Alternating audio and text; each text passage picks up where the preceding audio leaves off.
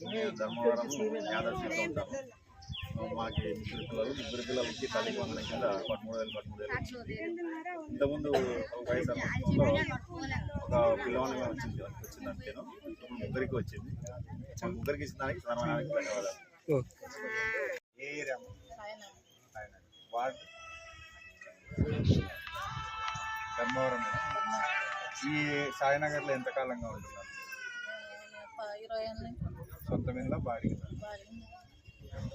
ఇప్పుడు గతంలో మీకు ఎంతమంది సంతానం? నలుగురు సంతానం.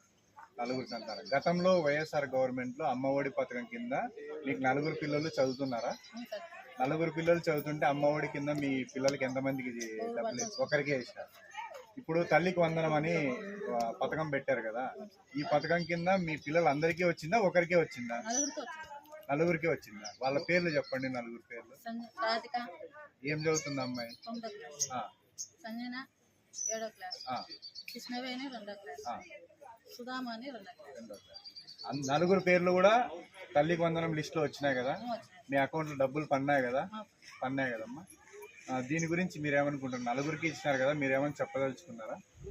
చంద్రబాబు నాయుడికి నమస్కారం చేస్తున్నాను.